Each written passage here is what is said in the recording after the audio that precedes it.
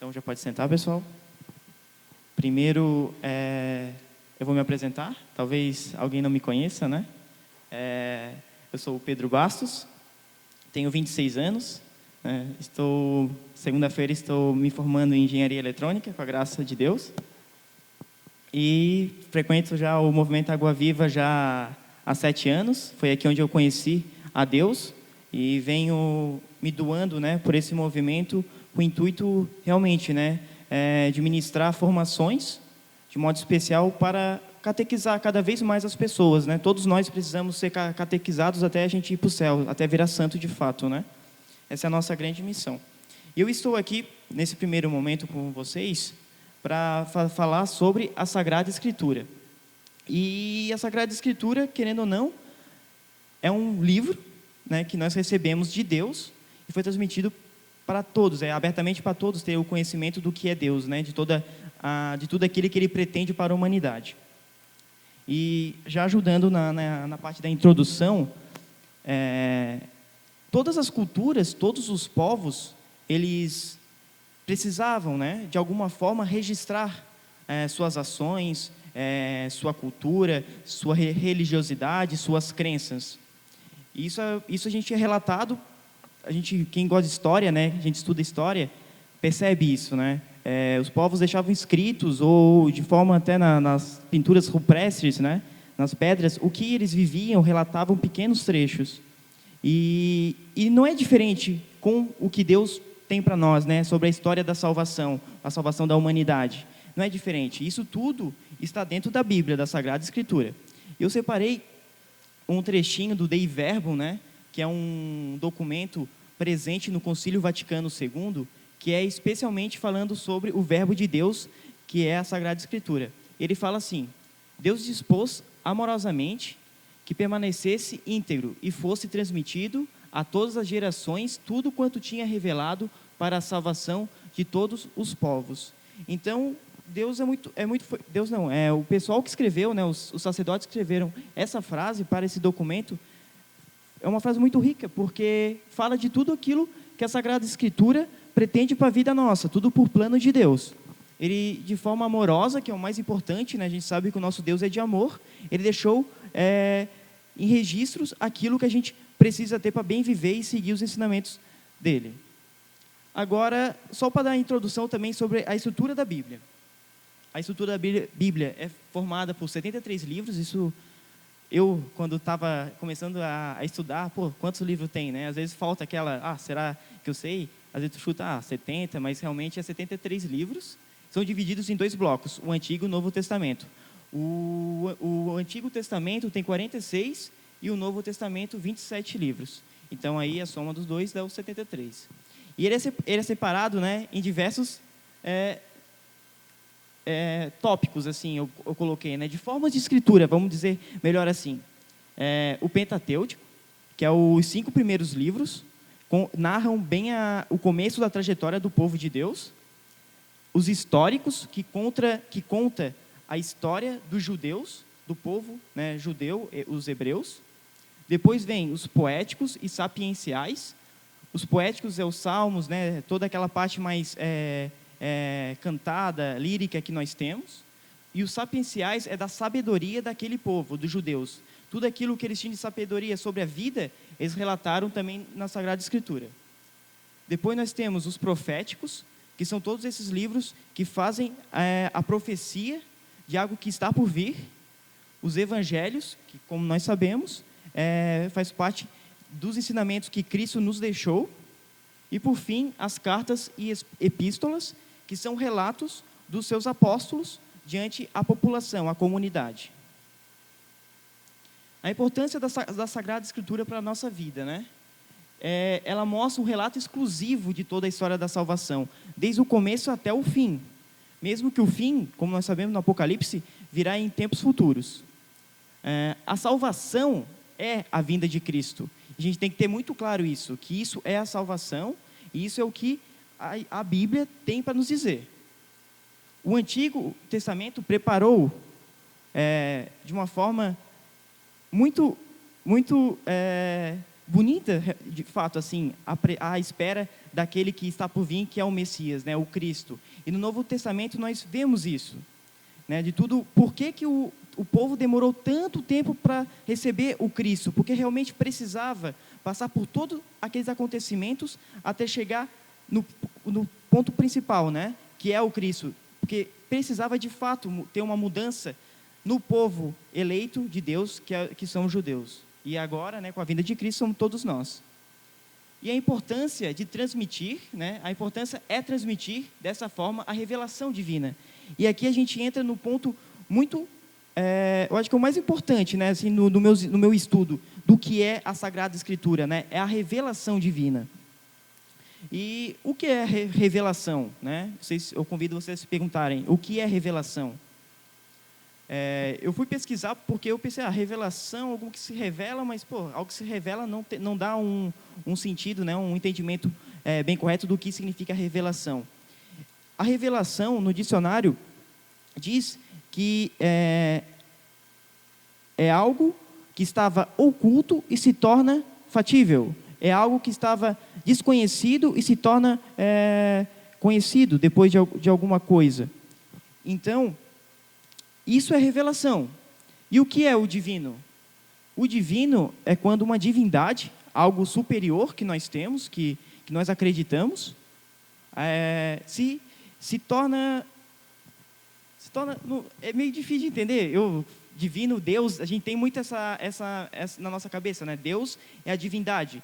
E é isso, ponto. Mas explicar o que é divino é um ar cheio de graça, né? É algo poderoso, todo-poderoso, é algo que, de fato, está muito além de nós, nossa capacidade de entendimento. Isso é o divino. Então, juntando a revelação divina nesses dois conceitos, nós temos que é algo superior que se torna presente no nosso cotidiano, na nossa vida, em tudo que nós temos. Mostra para nós algo que de fato é Ele. E isso é o que a Sagrada Escritura vem nos falar e nos contar. E qual é o ápice desse acontecimento? O ápice desse acontecimento é a vinda de Cristo. Porque nesse ponto, Deus, né, a divindade divina, se revela da sua forma majestosa. E Deus escolheu e preparou um povo para que isso acontecesse, como eu já disse. E a sua revelação, né, aconteceu de grau maior com a vinda de Cristo. Mas Deus, ele foi se revelando ao passar dos tempos, né? Desde do Antigo Testamento, Deus se revela através da criação, se revela aos homens por meio dos profetas, por meio de Abraão, de Noé, de Jacó, Davi. Deus vai se revelando, e a gente percebe que Deus vai se revelando distante, né, do alto, falando, e o povo vai escutando a voz de Deus do alto, de longe. E mais tarde nós vamos vendo essa progressão da revelação de Deus. Vem o Cristo, que se revela em forma humana, no meio de nós. Depois vem a revelação através do Espírito Santo, que está presente na nossa vida após o batismo, e assim por diante. E Deus revela as verdades naturais e as verdades que excedem a razão humana. As verdades naturais são tudo aquilo que a gente obtém de conhecimento e consegue compreender na nossa vida. Isso é um dom de Deus entregue para nós. Essa é a revelação dele, né? Eu sei que eu sou humano, por quê? Porque eu nasci, por todo aquele contexto biológico, por tudo isso, eu consigo entender essa verdade. E tem as verdades que excedem a razão humana, que transcendem a humanidade, que no caso são tudo aquilo que está relacionado à nossa fé, à nossa crença. E quais foram as etapas da revelação divina durante o que conta a Bíblia, né? Relata na Bíblia? O primeiro ponto é o proto-evangelho, que é o primeiro anúncio da salvação. É quando Deus fala para a serpente, né?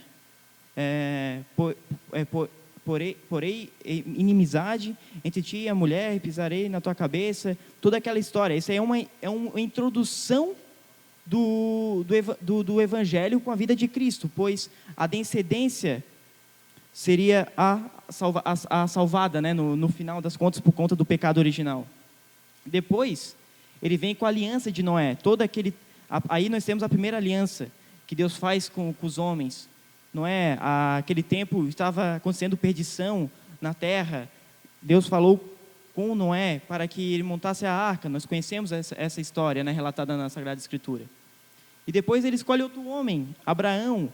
E de Abraão sai toda a sua descendência do povo escolhido, que se tornou os hebreus, judeus e tudo mais. E de Abraão nós temos a formação das 12 tribos de Israel, que depois veio se formar o Estado, né, de Israel, com a união de todas as tribos.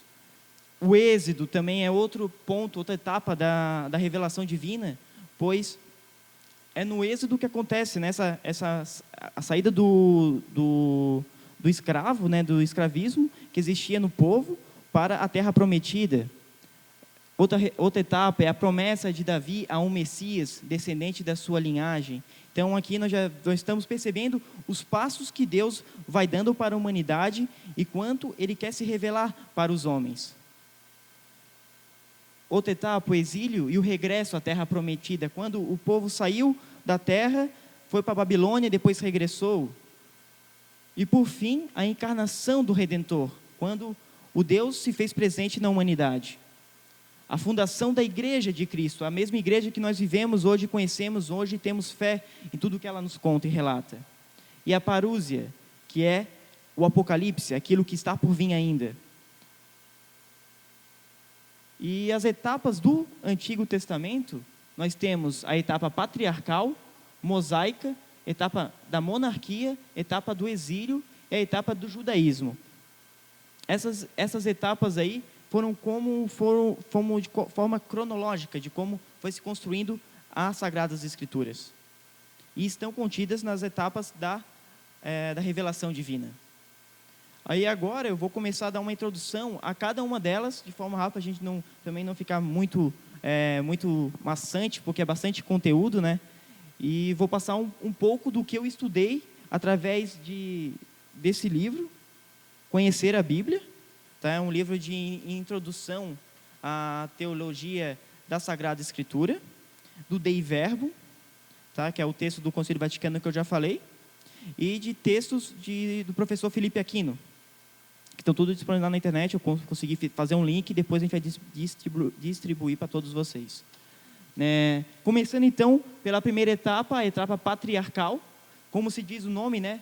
Patriarcal, dos patriarcas, aqueles que foram os primeiros pais, vindo lá de Abraão, Isaac, Jacó. Como eu falei, Jacó teve 12 filhos, um deles foi José.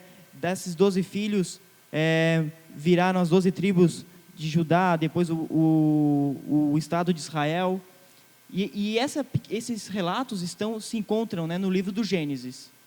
Nesse tempo, a vida religiosa era uma resposta ao chamado de Deus. Deus chamava e o pessoal respondia aquilo que o Deus chamava, porque acreditava que aquele era o Deus único e poderoso e era Ele. E eles tinham uma grande confiança. E na imagem, nós percebemos aqui, ficou um pouco ruim de visualizar, mas é a cena relatada na Bíblia, quando Abraão oferece o seu filho em sacrifício. Então, é uma confiança gigante, né, que Abraão escuta uma voz, escuta Deus falando com ele, de confiança, vai lá e oferece o próprio filho, por confiar na promessa de Deus. E Deus retribui a Abraão, que existirá uma terra prometida, e dela se tornará uma descendência muito numerosa. Então Deus já mostra o quanto Ele ama o seu povo, o quanto Ele está disponível a amar cada vez mais, desde o começo, desde o princípio. Passando para outra etapa, a etapa mosaica que vem de Moisés, nós temos nela, né, contando a descendência de Jacó. Jacó teve um filho que foi José. José foi governante das terras do Egito. O posto dele dentro do Egito só superou a ele só o faraó. Naquele tempo teve falta de comida, então todos os povos, todas as civilizações iam até o Egito para conseguir alimentos. E José, como sendo, né, filho de Jacó, sendo hebreu, ele foi, depois que foi revelado que ele era hebreu, até então ele não era, porque, não sei se todo mundo conhece a história, mas ele foi jogado no poço, os irmãos jogaram ele no poço, depois levaram ele para uma caravana, ele foi vendido para uma caravana que ia até o Egito, e assim por diante, ele se tornou governante. E depois desse desenrolar desse fato, muitos hebreus, muitos judeus chegaram até o Egito e começaram a popular aquela região, porque viram que era boa e era próspera, eles tinham um lugar que se sentiam bem. A partir disso, o faraó percebeu que a população de hebreus era tão grande quanto a dos egípcios, que falou assim, não dá, a gente não pode, a gente precisa controlar esse povo que está se crescendo, senão os egípcios vão acabar perecendo. E o que ele fez, se tornou, né, fez esse povo escravos. E o sofrimento que esse povo já estava sofrendo, Deus teve a compaixão e colocou Moisés, que também era filho de uma mulher hebreia, não, né? Hebreia. Aí, então, nós já vemos como Deus tem esse olhar, né, pela humanidade, esse afeto. Pô, eu vou cuidar dos meus filhos, mesmo de longe eu vou cuidar dos meus filhos. E toda essa história, esses relatos que eu estou falando, aconteceram do Êxodo, Levíticos e Números, né? São os nossos livros, que fazem parte do Pentateuco. E no livro do Deuteronômio, apresenta as leis que regem o povo escolhido, as tábuas da lei. Depois que ocorreu a Páscoa dos judeus, a libertação do povo do Egito, eles ficaram 40 anos andando pelo deserto. Nisso aconteceu o encontro com Deus no monte, com Moisés, onde ele escreveu as leis, e daí por diante começou a ser escrito as leis dos judeus, que se derivavam a partir das sagradas, dos 10 mandamentos. Mudando agora para a nova etapa, a etapa da monarquia.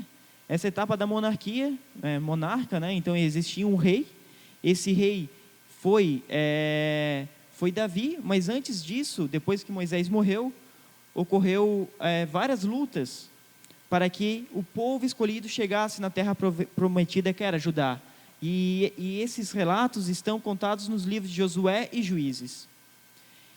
E é interessante que nesses livros mostra, né, a organização social, política, religiosa do povo de Deus. Então, é bem perceptível a tradição, a cultura que eles tinham. Isso ficou como um arquivo histórico, de fato, né? O pessoal vai procurar ter uma referência de como era vivido na época, era dessa forma, a gente pode encontrar na Sagrada Escritura. Alguns fatos que englobam, né, essa etapa da monarquia. A intervenção do profeta Samuel no tempo de Davi, a união das 12 tribos em um único povo, a separação das tribos entre a do norte e do sul, a morte de Salomão, a queda do reino sul, que era Jerusalém, diante do rei Nabucodonosor, onde aconteceu aqui, começa a entrar na parte do exílio. E a mensagem principal desse período é a fidelidade à aliança, de Deus querer sempre formar uma aliança com o seu povo, sempre querer esperto, mesmo com as quedas, idas e vindas do seu povo, Deus quer essa aliança, e é a mesma coisa que a gente traz para nós, né? Quantas vezes a gente procura refazer essa aliança com Deus através dos sacramentos? Quantas vezes nós vamos ao encontro de Deus quando nós falhamos?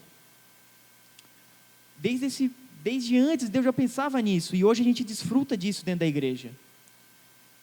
E aqui já começa a acontecer as profecias, né? Os profetas, surgiu os profetas, fazendo menção, né, à salvação, ao Messias, que iria vir para governar todos os povos. Mudando agora para a etapa do exílio, Jerusalém é tomada pelos babilônicos. Os babilônicos entraram e destruíram, devastaram Jerusalém. De fato, destruíram templos, roubaram, saquearam toda a riqueza, acabaram com a cultura, tiveram o gesto de impor leis para o povo judeu. E caiu em pedaços, e o pessoal se fraquejou muito na fé nesse período. E depois de 50 anos, que se encontram presentes nos livros de Ezequiel e segundo Isaías, que são os principais profetas que relatam esses acontecimentos do exílio antes, durante e pós-exílio, a gente percebe a agonia do povo, né, esperando que algo acontecesse para que eles saíssem desses maus tratos. E agora, mudando para a etapa do judaísmo, que é a última etapa do Antigo Testamento, no qual acontece o regresso do povo de Deus para a Terra Prometida, por conta do decreto, né, libertador do rei Ciro. Rei Ciro era um persa, então os persas conseguiram entrar na Babilônia, acabar com o que estava acontecendo com o governante daquela época, e dessa forma libertou os judeus. E um ponto interessante disso, que Ciro não fez isso apenas, beleza, o povo aqui, coitadinho deles, vou libertar eles porque eles são bons. Não, ele não fez isso. Ele fez isso já pensando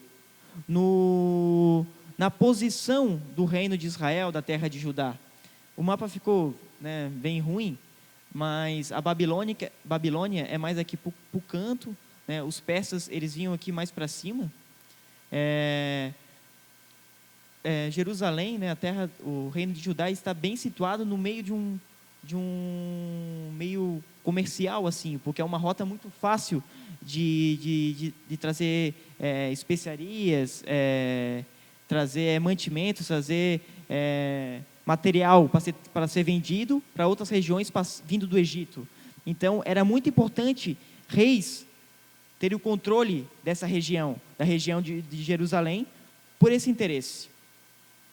E nesse período da etapa do judaísmo, nós temos 3 períodos. Os persas, que ajudou, né, o povo regressar depois do exílio. O helenístico é a parte da influência grega na cultura judaica.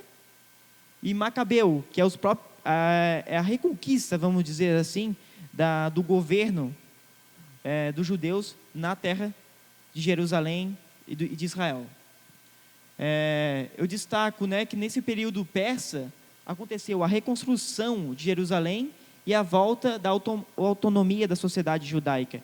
Eles começaram a reconstruir Jerusalém do zero, erguer templos, erguer locais de comércio, começaram a erguer ruas, casas, palácios. Eles começaram realmente do zero. Precisava de muito trabalho, por conta de tudo que os babilônicos fizeram nessa terra. E também é interessante porque os babilônicos eles roubaram, saquearam de fato, e depois o rei Ciro retornou todos os bens para os judeus. Tudo aquilo que eles tinham como sagrado, eles retornaram para eles fazer os altares para o holocausto, por toda a tradição judaica. E no período helenístico, nós temos a presença, né, também quem conhece a história de Alexandre o grande conquistador, né, grego, que começou a expandir, né, a cultura grega pelos continentes, até que chegou na terra de Judá e como eu comentei, né, começou a conter disputas comerciais de novo. Então nós já temos que antes eles saíram da terra de Judá por causa do exílio, sofreram com isso, aí depois retornaram depois de muito sufoco. Aí agora apareceu outro cara querendo já controlar aquela rota comercial, porque era importante para os negócios, para o crescimento e expansão dos gregos. Então, imagina, o povo judeu já estava começando a reconstruir Jerusalém. Já vai vir outro cara que vai botar a gente para o exílio, que vai mandar a gente para fora. Como que vai ser isso? E eu refletindo nesses períodos, e de fato, né, diante de tudo isso, como que os judeus estavam esperando? Por favor, Deus, envia um novo Davi, né, um novo Salomão, alguém para nos proteger, alguém que tenha esse carisma, essa força de nos levar adiante. E diante desses contextos de invasões, de domínio, já estava esperando a vinda do Messias, né? Então é por isso que nós entendemos como aquele povo ficava agoniado na esperança que tinha que vir um governante que levasse eles para onde, né, eles queriam ir. E depois nós percebemos que o Messias que veio não veio com esse intuito, né, de dar poder realmente, poder de força, assim, de braço, de governar a sociedade de forma política, né, e sim de forma espiritual, aquilo que é o mais importante, porque vem de Deus. E é interessante nesse período helenístico que deixa eu me lembrar, lembrei. Nesse período, como a influência dos gregos foi muito grande mesmo, nós temos um fato que foi a primeira vez que a Bíblia judaica, que é o Pentateuco, né, os 5 primeiros livros, foram escritos em grego. E o que a gente tem hoje, né, da Bíblia, da nossa Bíblia católica, veio desses documentos da tradução em grego. Então isso é muito importante. Ele veio disso, né? Septaginta, se eu não me lembro se é o nome. Septaginta é uma edição em grego da Bíblia. Não, isso mesmo, desculpa. A 70 é a edição da Bíblia, e a Septaginta é o nome que eles dão para a Bíblia judaica grega. Isso aí, é bastante coisa. Eu ia trazer um papelzinho aqui para mim, mas eu esqueci. Acontece. E nesse período também é interessante, porque quando o Alexandre morreu, ele morreu jovem. Alexandre morreu com 33 anos, né? Ele governou pouco, vamos dizer assim, o poder grego, né, diante dessa dinastia assim, grega, né? Quando ele morreu, 2 de seus generais dividiram o poder dos gregos, ficando um pouco no norte e outro um pouco do sul. E aí, os dois, como estavam querendo, né, expandir seus negócios, queriam dominar de novo a terra de Israel, esse meio, né, que é a terra de Israel.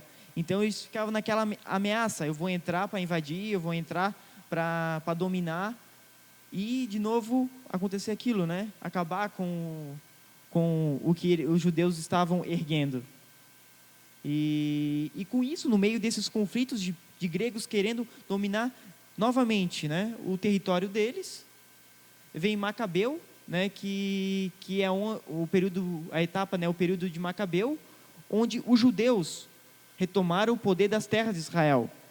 De fato, eles botaram um governante lá e começou a ter a linhagem novamente, a linhagem dos judeus governando toda a extensão da terra de Israel. Não era apenas um povoado aqui, um povoado ali, mas sim toda essa região.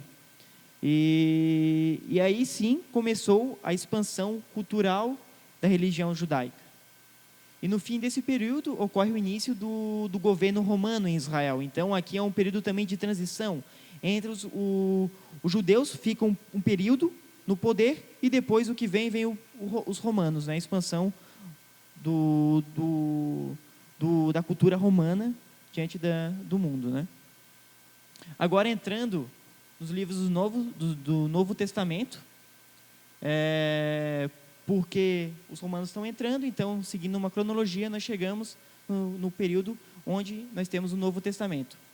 Foram elaborados em apenas 50 anos, então o Novo Testamento ele foi escrito em 50 anos apenas, então foi algo bem rápido, comparado com o Antigo Testamento, que é muito tempo, é antes de Cristo, é muito tempo mesmo.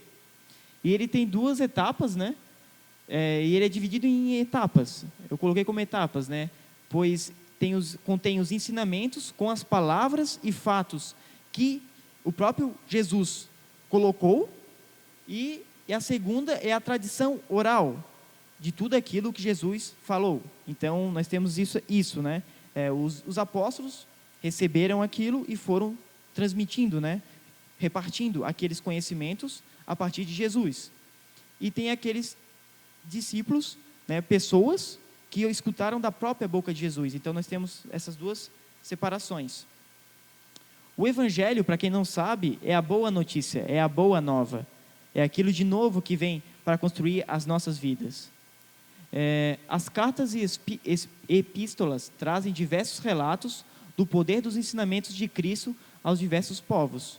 Então, as cartas e epístolas, de fato, são aquilo que foi comentado a respeito de Jesus, de tudo aquilo que o pessoal experimentou de Jesus e foi repassando aos demais. E é o que hoje nós fazemos demais, em todo momento, dentro da igreja, né? Se eu, Pedro, quiser fazer uma carta para tentar evangelizar um povo, eu tenho essa autonomia de chegar e escrever uma carta de tudo aquilo que eu vivi e que eu vivo de Cristo na minha vida e tento evangelizar um povo, né? Tudo bem que a gente não faz isso por cartas, né? A gente faz de modo que vai evoluindo com o passar do tempo, né? E isso é muito bom, né? Faz parte daquela natureza da existência de Deus que Ele bolou lá no começo da criação, né? De nos dar a inteligência, a sabedoria, a forma de pensar, a forma de refletir e levar adiante tudo aquilo que Ele proporciona para nós. O Novo Testamento, os primeiros escritos cristãos, quais foram, né? Foram todos os livros, todas as cartas, epístolas formuladas por São Paulo. Então, São Paulo, ele era fariseu. Fariseu naquela época tinha conhecimento porque era uma pessoa estudada para falar da Sagrada Escritura, para escutar a Sagrada Escritura da época e assim por diante. E São Paulo morreu perto do ano 66, 67, e nesse período de 51 até 66, 67, ele escreveu os seus textos. E Paulo, muitas vezes, quando ele ia pregar, né, depois de ter experimentado Jesus, ter fazer uma experiência com ele ia pregar aquilo que ele estava vivendo, aquilo que ele tinha colhido, né, dos ensinamentos de Cristo. E ele não finalizava as suas pregações, as suas homilias naquela época. Ele terminava ela, só que ele não conseguia escutar todo mundo, que estava o povo, né, em torno dele. Ele falava com alguns e logo ele já se mandava para a próxima pregação, para a próxima civilização, para o próximo povoado que precisava escutar o anúncio de Deus. E nisso foi onde foi surgindo as cartas.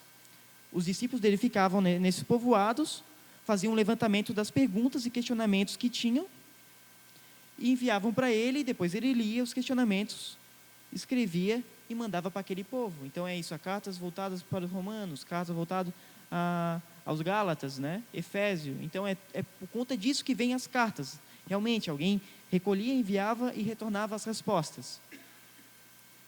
Dando continuidade, entramos nos evangelhos. Nós sabemos que são 4, relatam diversos momentos da vida de Jesus de Nazaré, e transmitem de forma especial todo o conteúdo necessário para qualquer homem ou mulher acredite na presença do Filho de Deus na terra, disposto a ter fé. Se a pessoa não tiver fé, fica um pouco mais difícil de acreditar em tudo isso. Então a fé é um ponto bem importante. E os evangelhos, eles são realmente autênticos? Como nós sabemos que eles são autênticos, que eles são de verdade? E eu trouxe algumas perguntas, né? Porque a gente às vezes pode ser questionado sobre isso também. A autenticidade dos evangelhos.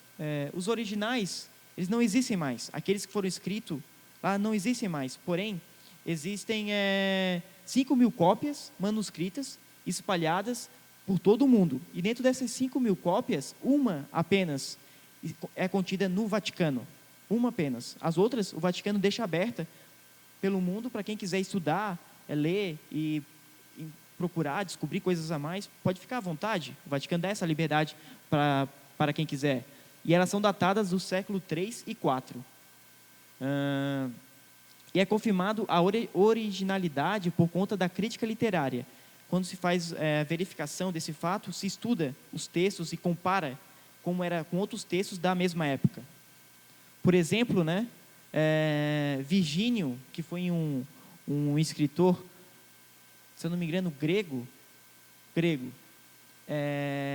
ele morreu, e depois de 350 anos depois, é que a obra dele foi redigida e passada adiante, tá? Depois de 350 anos. Agora Platão, que é mais conhecido, depois da morte dele, 1.300 anos depois, é que foi feita uma obra original de Platão. Então, é muito tempo. E os evangelhos? De quando, né? De quando foi esse período? Qual foi a cópia mais antiga do evangelho, partindo dessa comparação? É datada do ano de 120. por conta que São João morreu por volta do ano 100. Então, são apenas 20, 21 anos de diferença da última cópia até o que nós temos. Então, é interessante, né? Então, dá essa credibilidade para os evangelhos. Agora, comentando um pouquinho sobre cada um dos evangelhos. São Mateus, existem provas históricas que realmente São Mateus escreveu, e é comentada pelo Papa Papias, tá? Que morreu no ano de 1130. São Mateus colocou em ordem cronológica e organizada tudo aquilo que Jesus fez. É o evangelho mais organizado que nós temos. E é o mais longo também. E Mateus escreveu para os judeus. Os outros evangelistas foram escrever para outras pessoas. E Mateus foi responsável por escrever para os judeus. São Marcos. São Marcos não foi apóstolo direto de Cristo. Ele acompanhou São Pedro. Ele era discípulo de São Pedro, São Marcos. E o Papa Papias também faz referência em seus textos sobre o evangelho de São Marcos. São Marcos foi intérprete de São Pedro. São Pedro falava, São Marcos, inspirado pelo Espírito Santo, anotava e depois fez um compilado do que ele sabia, né, do que ele tinha escutado de Pedro, e escreveu o evangelho. E São Marcos escreveu o evangelho dele para os romanos, para o pessoal, né, o povo em que ele estava acompanhando Pedro. E o evangelho de São Lucas. São Lucas, como bem nós sabemos, né, ele era doutor, então, grego, médico, doutor grego, então ele já tinha um conhecimento maior, né, adquirido por ele.